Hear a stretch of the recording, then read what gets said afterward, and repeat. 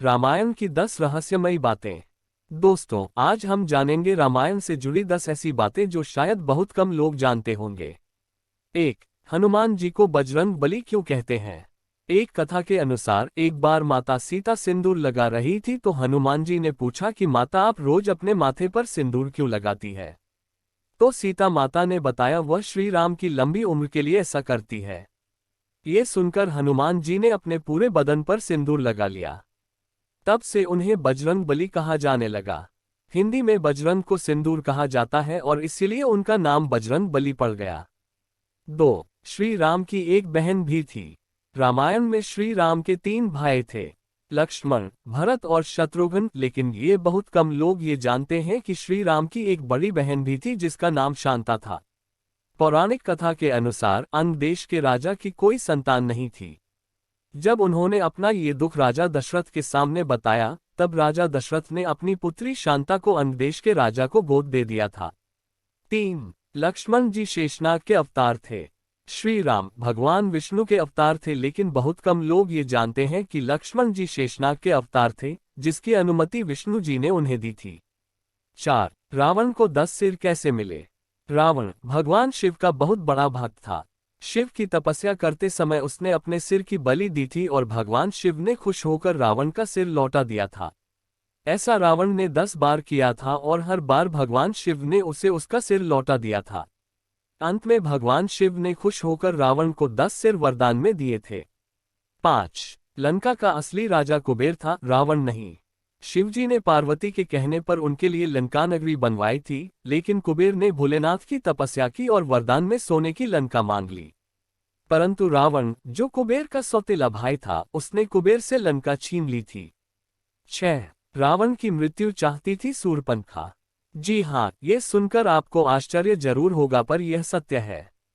रावण ने शूर्पणखा के पति दुष्टबुद्धि को युद्ध में मार दिया था, जिसकी वजह से शूर्पणखा ने मन ही मन रावण को श्राप दिया था कि रावण की मृत्यु का कारण एक स्त्री होगी। 7. भगवान राम का वध बाली ने किया था। ये तो सर्वविदित है कि भगवान राम ने बाली का वध किया था, लेकिन शायद लोग यह नहीं जानते हैं कि श्री राम जी का वध भी बाली ने ही किया था। जी हाँ, जरा, जो बाली का अगला जन्म था, उसने भगवान श्री कृष्ण जी को अपने तीर से मारा था। क्योंकि रामायण में श्री राम ने बाली को धोखे से मारा था, इसीलिए जरा ने श्री कृष्ण को मार दिया था। 8. लक्ष्मण जी 14 सालों तक नहीं सोए थे। ये तो हम सब जानते हैं कि लक्ष्मण जी 14 साल तक वनवास में रहे, लेकिन ये बहुत कम लोग जानते हैं कि लक्ष्मण जी 14 साल के वनवास में एक बार भी नहीं सोए थे। लक्ष्मण जी ने नींद की देवी से वरदान लिया था कि उन्हें 14 साल तक नींद न आए, ताकि वह अपने बड़े भाई राम और सीता जी की सेवा हर पल कर सके। उनके बदले की नींद उनकी पत्नी उर्मिला को मिली थी। वह 14 सालों तक सोती रही थी। 9. गिलहरी पर सफेद धारियां कैसे पड़ी? जब सभी बंदर मिलजुल कर राम सेतु बनाने में लगे थे, तब एक गिलहरी अपनी पीठ पर रेत लेकर सेतु निर्माण में मदद कर रही थी।